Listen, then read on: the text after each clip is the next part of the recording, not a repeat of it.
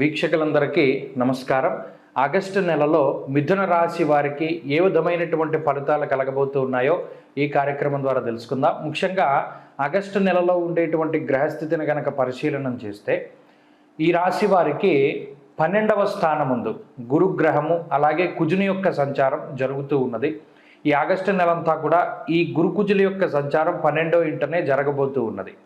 అలాగే ఈ రాశ్యాత్తు 2వ స్థానంలో రవి బుధుల యొక్క సంచారం ఉంటుంది. ముఖ్యంగా 16వ తారీఖు వరకు రవి 2వ స్థానమందు మిశ్రమమైన ఫలదాతగా ఉంటూ 16వ తారీఖు దాటాక తృతీయ స్థానమందు యోగించేటువంటి స్థితిలో రవి ఉండబోతూ ఉన్నారు.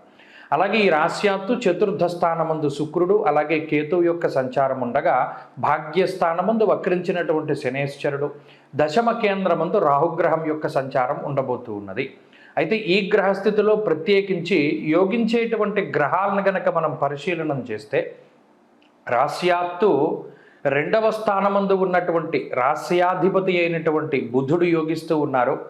అలాగే దశమ కేంద్రంలో రాహు అనుకూలంగా ఉన్నారు. 4వ స్థానమందు శుక్రుడు యోగిస్తూ ఉన్నారు. 16వ తారీఖు దాటిన తర్వాత నుండి రవిగ్రహం యొక్క అనుకూలత కూడా మిథున రాశి వారికి ఉన్నది.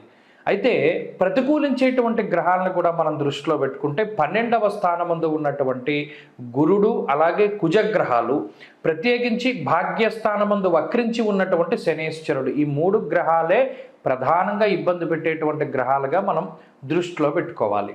అయితే ఈ గ్రహ సంపత్తి ఆర్థికపరమైనటువంటి విషయాలను కనుక మనం దృష్టిలో పెట్టుకుంటే మిథున రాశి వారికి ఆర్థిక ఇబ్బందులు మాత్రం ఈ గ్రహస్థితి కలగజేయదు. అయితే వచ్చినటువంటి ఆదాయాన్ని సక్రమంగా వినియోగించుకునేటువంటి పద్ధతిలో లేదా మరి ఏ ఇతరత్ర శుభ కార్యక్రమాల రీత్యా కానీ ధార్మిక కార్యక్రమాల రీత్యా కానీ లేదా ఏదైనా భూపరమైనటువంటి సంపదల తాలూకు కొనుగోలు అమ్మకాలు ఇటువంటి విషయాలలోనూ వాహనాల తాలూకు అమ్మకాలు కొనుగోలు లాంటి అంశాలకి ఈ గ్రహస్థితి కొంత ఆర్థికమైనటువంటి విషయాల్లో అవకాశాలను కల్పిస్తూ ఉన్నది. అంటే వచ్చినటువంటి ఆదాయం ఏదైతే ఉంటుందో అది ఏదైనా పెళ్ళిళ్ళు, పేరంటాళ్ళు లేదా మరి ఇతరత్ర పూజలు, వ్యవహారాలు, ధార్మిక కార్యక్రమాలు, తీర్థయాత్రలు ఇటువంటివి వాటిని చేయడం ద్వారా వాటికి కొంత ఖర్చు అవుతూ ఉండడం. అలాగే భూపరమైనటువంటి సంపదను కొనుగోలు చేయడానికి అంటే ఇల్లు కొనుక్కోవడము, స్థలాలు కొనుక్కోవడము లేదా గతం నుండి ఉన్నటువంటి ఇళ్ళు, స్థలాలు వాటిని అమ్మకం చేయడానికి అంటే మీరు ఏదైనా వాటిని అమ్ముకోవడానికైనా సరే ఈ గ్రహస్థితి అవకాశాన్ని కల్పిస్తుంది. అలా ఈ మాసంలో ప్రత్యేకించి ఆర్థిక ఎద్దడి అనేటువంటిది ఈ రాశి వారికి లేదు. ప్రత్యేకించి వచ్చినటువంటి ఆదాయం సక్రమంగా అది వినియోగింపబడుతుంది. అది కూడా అన్యాక్రాంతం అవ్వదు, అనగా అనవసరమైన విషయాలకి ఖర్చు అవడం లాంటిది కూడా ఏమీ ఉండదు. ఇక ఆరోగ్యపరమైనటువంటి విషయాలను చూస్తే ఇక్కడ కర్తరి దోషం ఉన్నంత వరకు అంటే వ్యయస్థానమందు కుజుడు, 2వ స్థానమందు రవి, అంటే ఆగస్టు 16వ తారీఖు వచ్చేంత వరకు కూడా కొంత పాపార్గళము అనేటువంటిది ఏర్పడుతూ ఉన్నది. కాబట్టి ఈ పాపార్గళం వల్ల వచ్చేటువంటి కొద్దిపాటి ఆరోగ్యపరమైన సమస్యలు అంటే శరీరం ఎక్కువగా అలసిపోవడం ద్వారా ఏదైనా ఇబ్బందులు రావడము, నిష్ఫలం కృషి వాణిజ్యం విత్త రాశి గతేరవవు అన్నది శాస్త్రం. అంటే అక్కడ ఈ అర్గళం, ఈ పాపార్గళం ఏర్పడడం వల్ల ఎక్కువ శ్రమ ఉండడం, తక్కువ ప్రయోజనం ఉండడం. అయితే దీనివల్ల ఏమవుతుంది, అటు శరీరము అలసిపోతుంది, మానసికమైనటువంటి శ్రమ కూడా చాలా అధికంగా ఉంటుంది. అయ్యో మనం ఎంత కష్టపడ్డామే, మనకు కావలసినటువంటి ఫలితం రాలేదు అనేటువంటి ఒక వ్యధ ఇది ఈ పాపార్గళం వల్ల ఏర్పడుతుంది. ఇది కూడా 16వ తారీఖు దాటిన తర్వాత తగ్గుముఖం పడుతుంది. ఎందుకంటే ఆ తదుపరి శుభార్గళం ఉంటుంది. వ్యయమందు గురుడు, 2వ స్థానమందు బుధుడు, కాబట్టి ఆ శుభార్గళం ఏర్పడి 16వ తారీఖు దాటాక ఉండేటువంటి పరిస్థితులు మంచి ఫలితాలను ఇస్తూ ఉంటాయి. ఇక కుటుంబపరమైనటువంటి విషయాలు చాలా సానుకూలంగా ఉన్నాయి. కుటుంబపరమైనటువంటి సమస్యలు ఏవి కూడా ఈ మాసంలో మిథున రాశి వారికి కనబడడం లేదు. అనుకూలవతి అయినటువంటి భార్య లేదా అనుకూలవంతుడైనటువంటి భర్త, ఇది జీవిత భాగస్వామితోటి సఖ్యత వాతావరణాన్ని సూచిస్తూ ఉన్నది, సంతానోత్పత్తిని సూచిస్తూ ఉన్నది, సంతాన పురోగతిని సూచిస్తూ ఉన్నది. అలాగే అటు తల్లిదండ్రులు కానీ లేదా మరి ఇతరత్ర రక్త సంబంధీకుల తాలూకు ఆరోగ్యాన్ని చక్కగా ఉండేటువంటి విధంగా సూచిస్తూ ఉన్నది. ఇలా కుటుంబ సభ్యులతోటి సఖ్యత, తోబుట్టువులతోటి కానీ అన్నదమ్ములతోటి కానీ సఖ్యత వాతావరణాన్ని సూచిస్తూ ఉన్నది. ఇక ఉద్యోగ వ్యాపారాలు చాలా అనుకూలంగా ఉన్నాయి.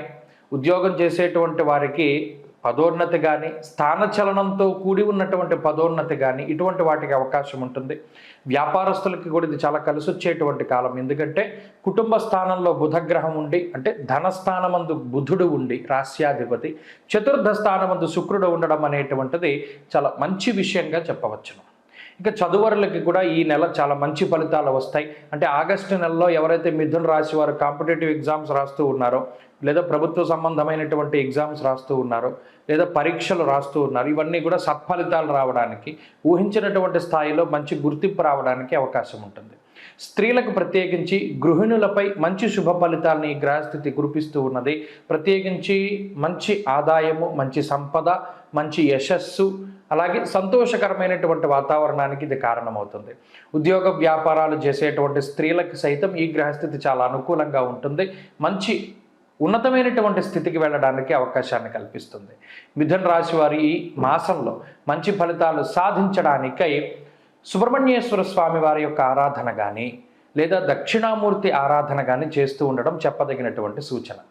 ఈ మాసంలో ప్రత్యేకించి గురువారం నాడు దక్షిణామూర్తి ఆలయానికి వెళ్ళి చక్కగా, లేదా శివాలయానికి వెళ్ళి దీపారాధన చేయడం, ప్రతిరోజు మేధా దక్షిణామూర్తి యొక్క స్తోత్రాన్ని పారాయణ చేయడం ద్వారా మంచి ఫలితాలను పొందగలుగుతారు.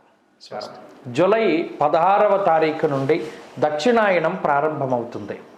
దక్షిణాయనము అంటే ఏంటండి అంటే, సూర్యుడు ఎప్పుడైతే పునర్వసు నక్షత్రము 4వ పాదంలోకి సంచారం చేస్తారో, కర్కాటక రాశిలోకి ఆయన ప్రవేశం చేస్తారో, ఆ రాశి ప్రవేశం లగాయతూ మరలా తిరిగి ఉత్తరాషాఢ 2వ పాదంలోకి మకర రాశిలోకి ప్రవేశించేటువంటి సమయం వరకు కూడా ఉండేటువంటి కాలాన్ని దక్షిణాయన కాలంగా చెప్తారు. దక్షిణాయనము అంటే దక్షిణ అయనము, మనకి రామ అయనము అంటే రాముడి యొక్క ప్రయాణమని, అలాగే ఉత్తరాయణము దక్షిణాయనము అంటే సూర్యుడి యొక్క గమనాన్ని తెలియజేస్తాయి. మీరు గమనిస్తే ఇప్పుడు సూర్యుడి యొక్క ఇప్పుడు ప్రతిరోజు సూర్యుడు ఉదయించేటువంటి దిక్కును కనుక చూస్తే, అంటే మీరు ఇంటి దగ్గర ఉండి చక్కగా మీరు తూర్పు సింహద్వారం అయితే తూర్పు సింహద్వారం, లేదా ఏ సింహద్వారం అయినా తూర్పు వైపు ఉండేటువంటి ద్వారం దగ్గర నిలబడండి. ప్రతిరోజు ఉదయం సూర్యుడు ఏ దిక్కున ఉదయిస్తున్నాడో మీరు పరిశీలన చేయండి.